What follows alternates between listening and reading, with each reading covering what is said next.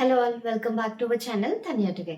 So ఈరోజు ఈ వీడియోలో జీన్ ప్యాజీ థియరీ గురించి నేర్చుకున్నాము. టెట్లో చాలా చాలా ఇంపార్టెంట్ టాపిక్, ఎవరు కూడా స్కిప్ చేయకండి ఈ టాపిక్స్. నేను ఆల్రెడీ ఏ టాపిక్స్ నేర్చుకోవాలి కూడా చెప్పిన. ఆ టాపిక్స్లో ఫస్ట్ది ఇది. ఇవాళ నుంచి డైలీ అట్లీస్ట్ 1 or 2 డేస్కి ఒకటి డెఫినెట్లీ పోస్ట్ చేస్తాను. మీరు రెగ్యులర్గా ఛానల్ని చూడండి, మీ ఫ్రెండ్స్ అందరికీ కూడా షేర్ చేయండి. నా టీచింగ్ ఎక్స్పీరియన్స్తో పాటు నేను టెట్ ప్రిపేర్ అవుతున్న అవన్నీ, నేను ఏమైతే నేర్చుకున్నానో అవన్నీ కూడా ఇక్కడ పోస్ట్ చేస్తాను. So let's get started with gene ప్యాజీ. Okay, so ప్యాజీ దేనికి అంటే ఏ కంట్రీకి చెందినవారు అంటే Switzerland. So is a scientist from Switzerland. ఈయన థియరీ ఏం చెప్తుంది అంటే కాగ్నిటివ్ డెవలప్మెంట్ గురించి చెప్తుంది. కాగ్నిటివ్ అనే వర్డ్ గురించి తెలుసుకుందాం. కాగ్నిటివ్ అంటే ఏంటి? Memory, thinking, reasoning and learning. అంటే ఒక మనిషి ఎట్లా ఆలోచిస్తాడు, ఎట్లా గుర్తుపెట్టుకుంటాడు, ఎట్లా నేర్చుకుంటాడు, అండ్ ఏదైనా విషయం తెలుసుకున్నప్పుడు దాన్ని ఎట్లా రీజనింగ్, మనం ఎట్లా దాన్ని విశ్లేషణ చేస్తాము అనేది చాలా చాలా ఇంపార్టెంట్.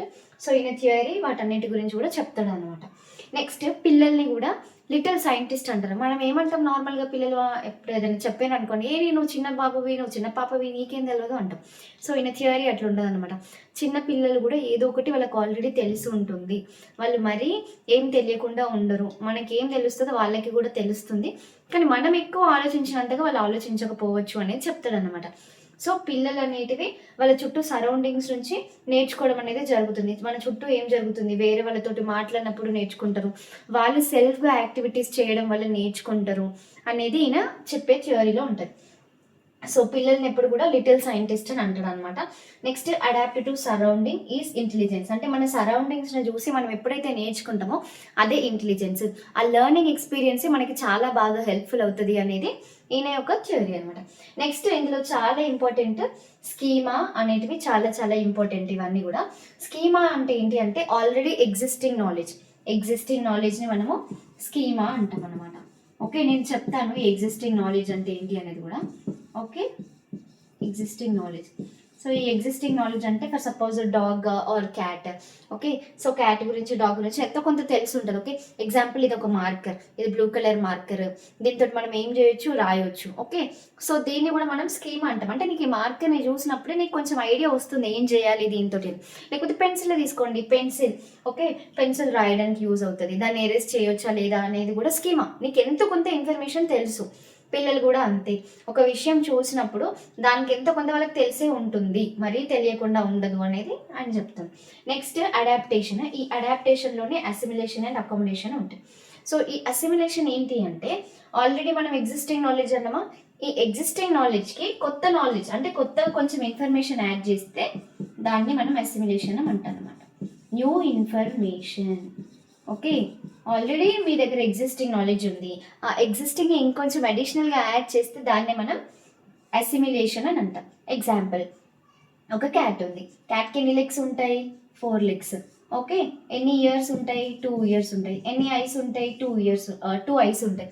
ఓకే, సో నువ్వు చూసినప్పుడు నువ్వు అనలైజ్ చేయగలుగుతావు ఏంటి, ఓకే క్యాట్ అనేది ఈ విధంగా ఉంటుంది అనేసి. నెక్స్ట్, మనం కొత్తగా దానికి ఏం యాడ్ చేస్తున్నావు? ఇంతకుముందుకేమో నీకు జస్ట్ క్యాట్ అంటే తెలుసు, దానికి అడిషనల్గా నువ్వు ఏం యాడ్ చేస్తున్నావు?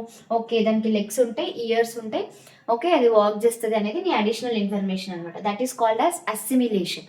ఇప్పుడు అకామిడేషన్ చూద్దాం. ఈ అకామిడేషన్ చూసినప్పుడు ఏంటి అంటే నువ్వు బేరీస్ చేసుకుంటావు అనమాట. అంటే రెండింటిని కంపేర్ చేసుకుంటావు. ఓకే, సో కంపేర్ చేసుకుంటావు ఎట్లా అంటే ఇప్పుడు బయటికి వెళ్ళినప్పుడు క్యాట్, పిల్లలకి ఏంటి, మనకి చూసిన వెంటనే తెలుస్తుంది. ఈ థియరీ అంతా అడల్ట్స్ గురించి కాదు. This theory is all about kids. Okay, ఒక 4-5 years కిడ్స్ ఎట్లా థింక్ చేస్తారు అనేది, వాళ్ళ కాగ్నేటివ్ ప్రాసెస్ ఎట్లా ఉంటుంది, వాళ్ళు చూసి ఎట్లా నేర్చుకుంటారు, వాళ్ళ సరౌండింగ్స్ని చూసి ఎట్లా నేర్చుకుంటారు ఏంటి అనేది ఈ థియరీ మొత్తం ఉంటుంది అనమాట. ఇప్పుడు నేను ఏం చెప్పిన, క్యాట్ని చూసి క్యాట్ అనేది వాళ్ళకి తెలుసు. ఓకే, వాళ్ళ అడిషనల్ ఇన్ఫర్మేషన్ ఏంటి, వాళ్ళకి క్యాట్కి ఎన్ని లెగ్స్ ఉంటాయి, ఎన్ని ఇయర్స్ ఉంటాయి, ఓకే బ్లాక్ క్యాటా లేకపోతే వైట్ క్యాటా, ఇంకేదైనా కలర్ క్యాటా, ఒక్కొక్క స్టేట్లో ఒక్కొక్కటి ఉంటుంది, బట్ ఇట్ డిపెండ్స్. ఓకే, కంట్రీస్లలో కూడా డిఫరెంట్గా ఉంటుంది, నాట్ ఇన్ స్టేట్స్. సో అట్లా మనము కంపేర్ చేసుకుంటున్నాం ఏంటి ఉన్న ఇన్ఫర్మేషన్. ఇప్పుడు అకామిడేషన్ ఏం చేస్తుంది, బయటికి వెళ్ళినప్పుడు డాగ్ని చూస్తారు. ఓ అదేంటి నేను క్యాట్కి 4 లెగ్స్ ఉంటాయి అనుకున్నా, ఓహో డాగ్కి కూడా 4 లెగ్స్ ఉంటాయా అని వాళ్ళు కంపారిజన్ చేసుకుంటారు కదా. వాళ్ళు ఇంకొక అడిషనల్గా ఒక ఆబ్జెక్ట్ని కానీ ఒక థింగ్ని కానీ ఫైండ్ అవుట్ చేస్తారు. అది యానిమలే కానివ్వండి, ఏదైనా థింగే కానివ్వండి, వాళ్ళు నోటీస్ చేస్తారు కదా. సో ఆ కంపారిజన్ చేసేదాన్ని మనం అకామిడేషన్ అంటాం అన్నమాట. ఓకే, నెక్స్ట్ ఈక్విలిబ్రియం అని ఒకటి ఉంటుంది. సో ఈ ఈక్విలిబ్రియం ఏం చేస్తుంది అంటే ఆల్రెడీ నువ్వు తెలుసుకున్న ఎగ్జిస్టింగ్ ఇన్ఫర్మేషన్ అడిషనల్గా నువ్వు దానికి యాడ్ చేసిన ఇన్ఫర్మేషన్లలో ఏది కరెక్ట్ ఏది రాంగ్ అనేది కంపేర్ చేసుకుంటారు చూడండి, దాన్ని ఈక్విలిబ్రియం అంటారు. ఓకే, 2 థింగ్స్ ఉన్నాయి, వాటి రెండింటిని కంపేర్ చేసి అవి రెండు ఈక్వలా కాదా, డిఫరెన్షియేట్ చేయగలుగుతారా లేదా అనేది మన ఈక్విలిబ్రియం. ఓకే, వాళ్ళు కంపేర్ చేసుకొని ఏది కరెక్ట్గా ఉంది అని తెలుసుకోవడమే ఈక్విలిబ్రియం. నెక్స్ట్ ఇక్కడ నేను 2 టర్మ్స్ రాశాను, క్వాంటిటీ అండ్ క్వాలిటీ అనేసి. పిల్లలు ఎప్పుడు కూడా క్వాంటిటీ వాళ్ళది మనది సేమ్ ఉంటుంది. ఇప్పుడు మీకు 10 ఆలోచనలు వచ్చినాయి, ఓకే, ఒక విషయం ఒక రిజల్ట్ గురించి వచ్చినాయి అంటే రిజల్ట్స్ ఎట్లా చెక్ చేసుకోవాలి అని ఒక థాట్ వచ్చింది. మీకు వచ్చినట్టే పిల్లలకి కూడా 10 ఆలోచనలు వస్తాయి రిజల్ట్ ఎట్లా చెక్ చేసుకోవాలి అనేది. కానీ వాళ్ళ క్వాలిటీ మన క్వాలిటీ ఆఫ్ థింకింగ్ డిఫరెంట్గా ఉంటుంది. మనం ఓకే ఎన్ని ఆల్టర్నేటివ్స్ చేయొచ్చు, ఇన్ని ఉన్నాయి నా దగ్గర ఐడియాస్ అంటే వాళ్ళ దగ్గర కూడా అన్నీ ఉంటాయి. కానీ ఆలోచించే విధానంలో చేంజ్ ఉంటుంది, క్వాలిటీలో చేంజ్ ఉంటుంది. మనం డెప్త్గా థింక్ చేస్తాము, మేబీ వాళ్ళు కొంచెం డెప్త్గా థింక్ చేయకపోవచ్చు, అక్కడ మాత్రమే డిఫరెన్స్ ఉంటుంది.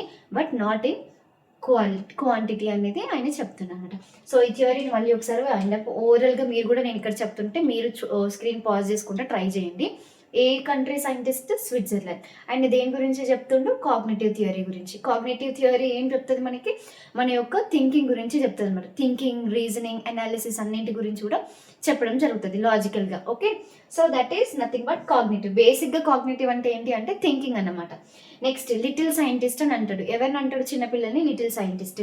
వాళ్ళకి ఏం తెలియకుండా ఉండదు, వాళ్ళ చుట్టుపక్కల పరిసరాల నుంచి వాళ్ళు చూసి నేర్చుకుంటారు. వాళ్ళంతటా వాళ్ళు ఓన్గా రాయడం ద్వారానో ఓన్గా చేయడం ద్వారానో నేర్చుకుంటారన్నమాట. ఓకే, అది ఎప్పుడు వాళ్ళ సరౌండింగ్స్ని చూసి ఎవరితోటైనా ఇంటరాక్ట్ అయినప్పుడు వాళ్ళు చూసి నేర్చుకుంటారు.